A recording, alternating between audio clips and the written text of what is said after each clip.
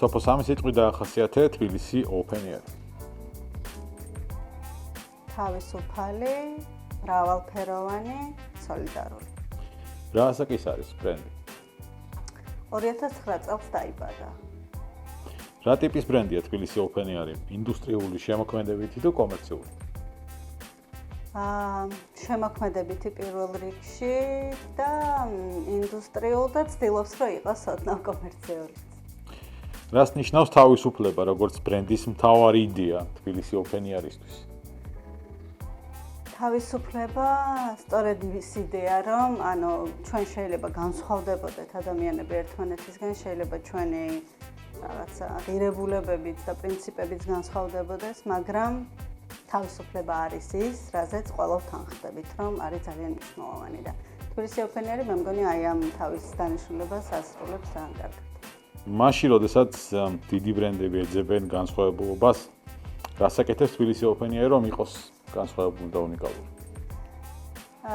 თბილისი Open Air როცა შეიქმნა 2009 წელს, მაშინ ჩვენთან არ არსებობდა საფესტივალო კულტურა და ეს იყო პირველი ნაბიჯი ამ ინდუსტრიაში, რაც გადაიდგა თბილისი Open Air-ით, თავისი სლოგანით, რომ მუსიკა თავისუფლებს და იქიდან მოყოლებული ფესტივალი მუდმივად ცდილობს, რომ განვითარდეს და დარჩეს საინტერესო.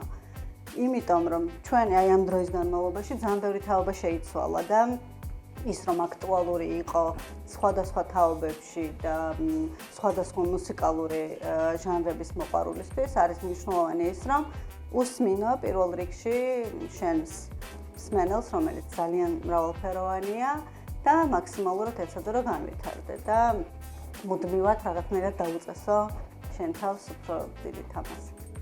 Open Air სხვა ქალაქს მოუხდებოდა? სხვათა შორის 2010 წელს იყო ერთადერთი გასვლა ზუგდიდში.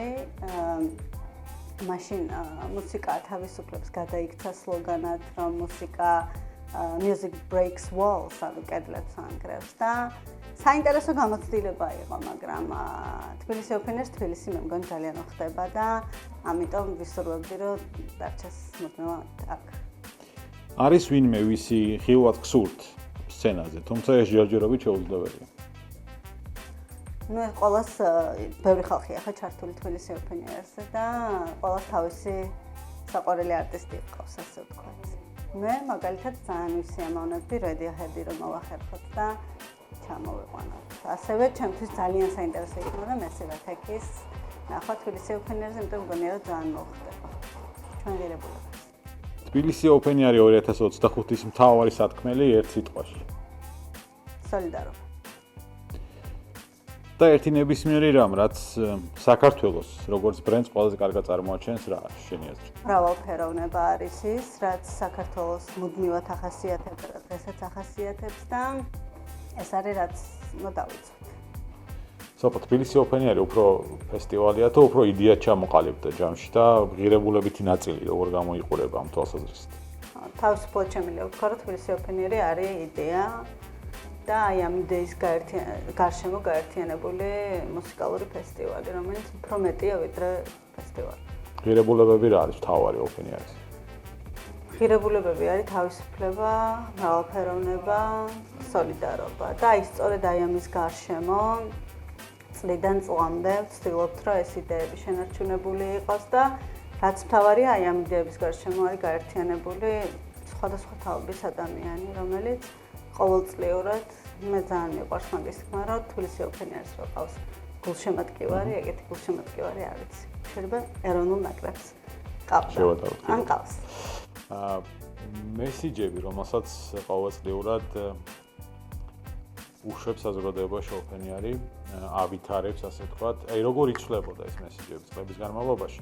და აქაც ალბათ მოქნილობა რომ აქვს ამ იდეას, ეგეც კარგია.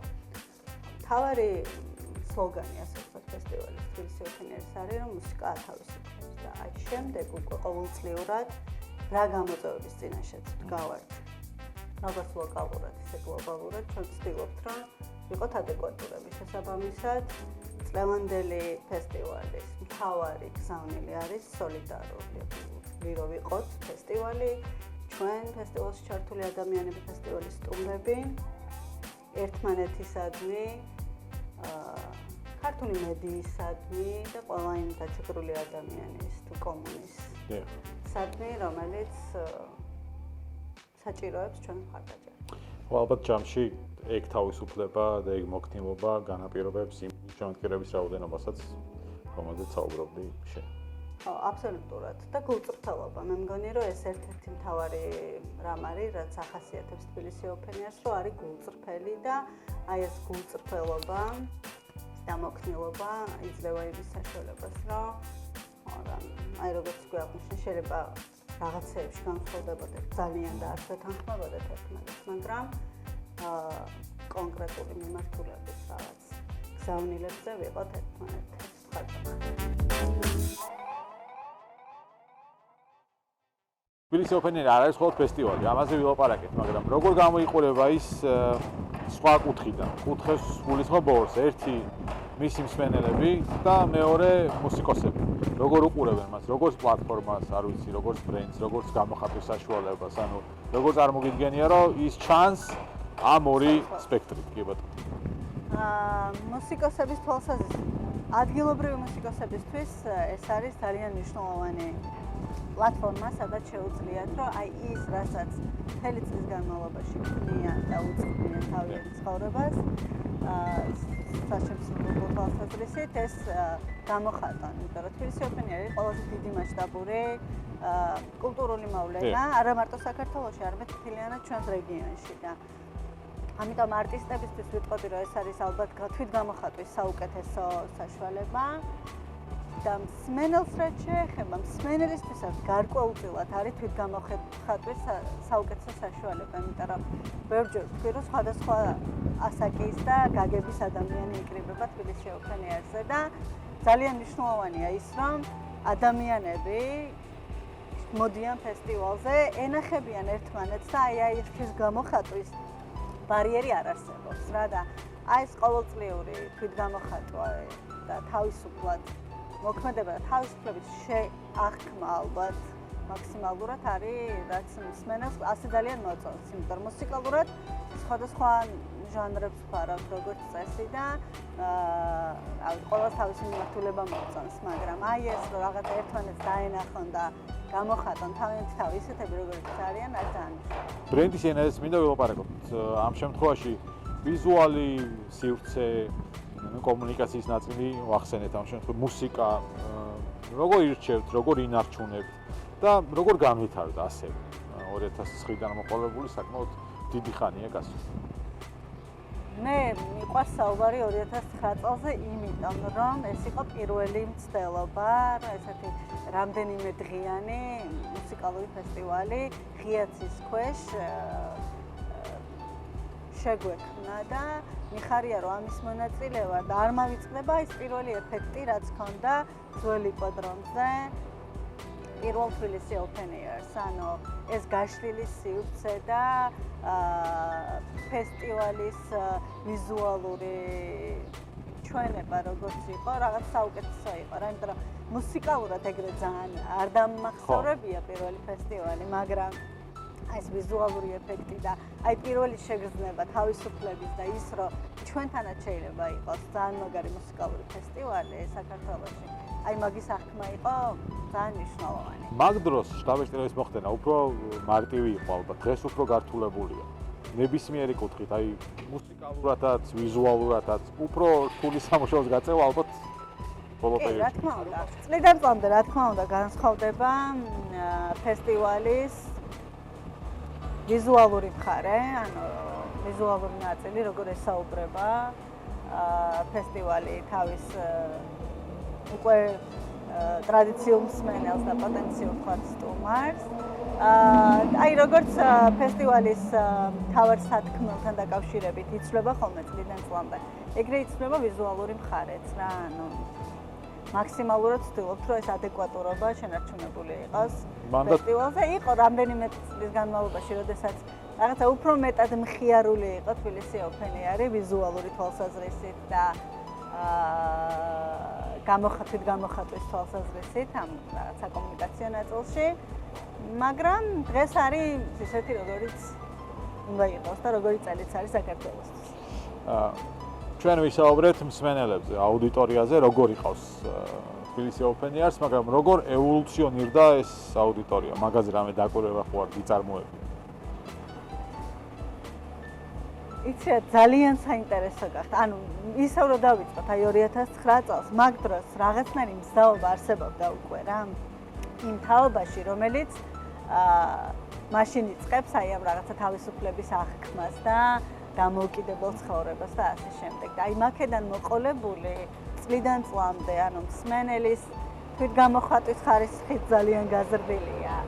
მსმენელის კულტურის ნაწილში ძალიან მნიშვნელოვანი ცვლილება არის, იმიტომ რომ ზოგადად ითვლებოდა, რომ საქართველოში კარგი პუბლიკა არის რა, არ ენანება თქვათ უკავშირი, რომ დაუბრუნოს არტისტს და თბილისი Open Air, რადგან არის ეს რაღაცნაირი თავისუფლების კუნძული, მსმენელიც არის შესაბამისად ადეკვატური და ერთი დიდი სიამოვნება ამ მსმენელებზე დაკვირვება, იმიტომ რომ წლიდან წლამდე ეს თავისუფლების ხარისხი სულ უფრო და უფრო იზრდებოდა და აი ხვდები აი ეს თაობები როგორ იცვლება და როგორ თავისუფლებიან იმ რაღაცა მარწუხებისგან, რაც ჩვენ საზოგადოებაში გროვდება ხოლმე და დღევანდელი თბილისი Open Air-ის მსმენელი აი სხვადასხვა კატეგორია, ასაკობრივი კატეგორიიდან არის აი ისეთი, როგორიც უნდა იყოს თბილისი Open Air-ის მსმენელი. სრულიად თავისუფალი, მრავალფეროვანი და ძალიან ადეკვატური. პასუხისმგებლობა როგორ ეზრდებოდა ამ ფესტივალს წლიდან წლამდე? ну დასაწყისში გასაგებია რომ პირველი იყო რაღაც დაიქოქა ბევრი რამე მოიტანა მე წლიდან წლამდე როცა იზრდებოდა რაღაც ნდობაც შდებოდა ერთი მსმენელების მეორე არტისტების მე კომუნიკაციაში ალბათ ეს უფრო ამარტივებს ხო თუნდაც უცხოელებთან კომუნიკაციას მაგრამ რაღაც ზრდის პასუხისმგებლობასაც რომ შენ ახსენეთ თამასს რომელიც არ უნდა დავარდეს და ეს პასუხისმგებლობა როგორ გამოიყურება დღეს თბილისი Open Air-ისთვის თუნდაც იმ ნაწილში რომ ადეკვატური იყოს დროებისა, რომელშიც ის ტარდება. მე მგონი თავი ხაზი მაგაშზე გადის რა, იმიტომ რომ ვამბობ, რომ თბილისი Open Air არ არის მხოლოდ მუსიკალური ფესტივალი და იმ იდეებს ატარებს, რომელიც განევრცობა, თქვა, საზოგადოების სხვადასხვა ნაწილში. აი მთავარი არის, რომ თბილისი Open Air-მა მოახერხა დღემდე ის რომ მართლაც რომ ადეკვატურია რა და აი ეს პასუხისმგებლობა რაც აღებული აქვს როგორც მუსიკალურ ნაწილში ის რომ თქვათ განვითარების საშუალება მისცეს ქართულ არტისტებს ხო ან თბილისი Open Air-თან ერთად არის პროექტი თბილისი Newcomers-ი რომლის იდეაც ზუსტად ეგ არის რომ ყოველწლიურად ახალბედა მუსიკოსებს ან უკვე შემდგარ არტისტებს რომლებსაც ახალი მუსიკალური იდეები აქვს და პროექტები წარადგინონ თავიანთი თავი ყოველწლიურად და მე აი გამორჩეული ერთი მთავარი არტისტი ყოველთვის ხდება ხოლმე თბილისი Open Air-ის სცენაზე. აი ეგ პასუხისმგებლობა შენარჩუნებული აქვს და მე ვფიქრობ, რომ ძალიან მაღალ დონეზე გრძნობს თითოეული ადამიანი, რომელიც ჩართულია ფესტივალში და ზოგადი მიმართულებით აი თავისუფლება, დამოუკიდებლობა, სოლიდარობა, მრავალფეროვნება, აი ეს იდეები არის, რომლის გარშემოც გავერთიანდით და რომელსაც არ დავთმობთ, ბუნებრივია და აი სწორედ აი ეს პასუხისმგებლობის ნაწილი მაგაში გადის, რომ შევინარჩუნოთ და ვიყოთ ადეკვატურები. ხო არ გეშინიათ ზედმეტად კომერციალიზაციის ამ პროექტის, თუ ეგეთი ის არ ქონიათ თქვენ ფიქრები? არა, სხვათა შორის ეგ გამოწვევა არ არსებობს, იმიტომ რომ თბილისი Open Air არის კომერციული ფესტივალი ბუნებრივია, იმიტომ რომ იყიდება ბილეთი და ვცდილობ რომ მაქსიმალური სპონსორებით შემოვიდნენ ფესტივალზე, მაგრამ მანდაც ხო ფილტრია რა, ყველაფერში გადავს ფილტრი. მათ კითხავდა უნდა მისულიყავი რომ როგორ არჩევთ პარტნიორებს და მნიშვნელოვანია თუ არა რომ რაღაც შეიძლება ხა ყველა ღირებულებით არ ემთხოვდეს, მაგრამ რაღაც ძირითად ღირებულებებში პარტნიორებიც ემთხოვდნენ თბილისი Open Air-ს ღირებულებას. ეგ ზღვარი გავლებულია, ასე ვთქვათ, იმიტომ რომ თბილისი Open Air-მა იცის მისი მთავარი ღირებულება რა არის და შესაბამისად იცის ყველა იმ ბრენდმა, რომელიც შემოდის ფესტივალზე. ეს არის ძალიან მნიშვნელოვანი, რომ იმ ღირებულებით ნაწილს თუ არ იზიარებს ბრენდი არც ფესტივალს უნდა მასთან ურთიერთობა და არც რაღაცა სხვადასხვა ბრენდს უნდა. ხო, ისი არა რომ ვიღაცამ ფული გადაიხადოს და იყოს ყოველთვის. მე ვფიქრობ, რომ არაკომფორტული არის თავად ბრენდებისთვის. და თბილისი Open Air-მა ამდენი წლის განმავლობაში ეგ მოახერხა რა, რომ ზუსტად აჩვენა, ვთქვათ, რა მიმართულების ფესტივალი არის, რა ღირებულებების გარშემო ვერთიანდებით. მოკლედ 24-25 მაისი ლისზე 26 ხდებით უკვე ერთად. საქართველოს დამოუკიდებლობის დღეს. ვენდერლენდში 24-ში და 25-ში მუსიკალური ფესტივალი, რომელიც უფრო მეტია ვიდრე ფესტივალი და ეს წელს კიდევ უფრო მეტად გამოჩნდებით ჩართულია. არ ვიცი, როგორც ქართული თეატრი, ისე ნაციონალური ბალეტის შვილების კოთხით, ისე წიგნის ფესტივალი, ღვინის ფესტივალი და ასე შემდეგ, ანუ ბევრ რამეს მოიცავს და მნიშვნელოვანია, რომ 26-ში თენდება საქართველოს დამოუკიდებლობის დღე და ადამიანები, რომლებიც კონკრეტული იდეების გარშემო ერთიანდებით და ესეთი ადამიანების რაოდენობა ძალიან დიდი არის, ერთად შევხვდებით დამოუკიდებლობის დღეს მუსიკა ათავისუფლებს. კარგი, ხვდებით Open Ears. გელოდებით Open Ears.